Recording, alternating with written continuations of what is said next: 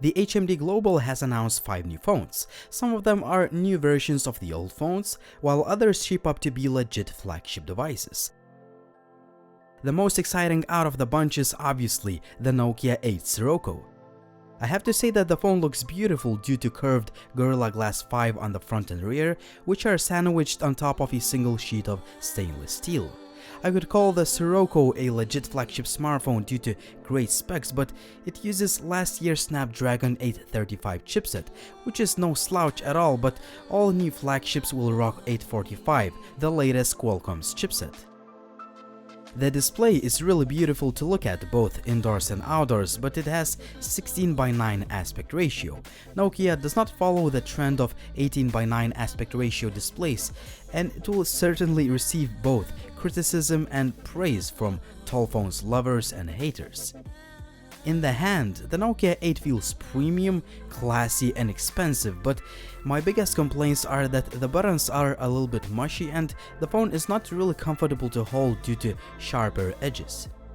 On a positive note, the Sirocco is water and dust resistant. It has a fancy dual camera setup with optical image stabilization and high-end Zeiss optics. There is no headset jack, but you get a Nokia Ozo audio recording system with 3 mics, an average size 3260 mAh battery, and wireless charging. Stock Android 8 out of the box assures a smooth user interface performance and a nice clean look. The phone feels fast and responsive, but obviously I need to spend a little bit more time with the device. The phone will be available in April for about 750 euros, which is quite a lot, but I will try to answer the question if the phone is worth the price in my full review. The Nokia 7 Plus will be a lot cheaper, priced at about 400 euros, but it has quite a few premium features. First of all, the phone is made of a single sheet of aluminum, which is coated in 6 layers of ceramic paint. The phone indeed looks and feels premium because of that. The specifications are pretty good considering the price of the phone, as the Snapdragon 660 has already proven to be a capable all-around performer. The 7 Plus sports an 18:9 aspect ratio display that I found to be pretty nice and sharp.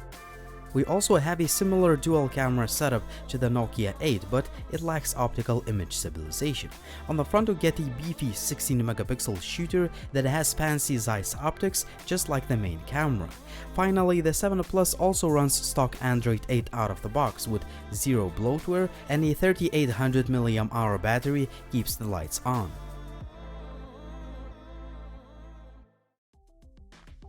The HMD Global also announced the upgraded model of the Nokia 6, which to me is one of the best looking phones on the market since I just love all metal phones.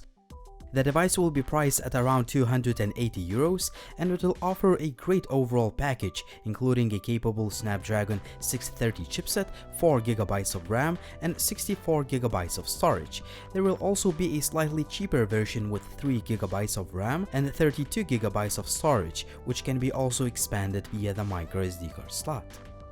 Since this is a cheaper phone, you won't get a dual optics setup, but I expect a good camera performance out of the rear and the front-facing cameras, thanks to Zeiss lens. The Nokia 1 is a basic phone that runs Android Oreo Go edition, and it will cost just about 80 euros. The phone definitely feels cheap, but that's expected at this price point. The key specs include a 4.5-inch low-resolution display, just 1GB of RAM, and just 8GB of internal storage.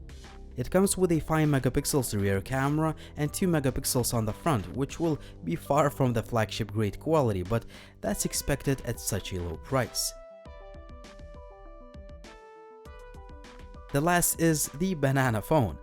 The HMD Global is bringing another nostalgic Nokia class, the Nokia 8180. This banana-shaped feature phone will be running KaiOS with 4G support and, like the revamped Nokia 3310, is positioning itself to be a great secondary device to take on nights out, vacation, or use as a conversation starter. At about 80 euros, that's a very affordable proposition. The device will be landing in May.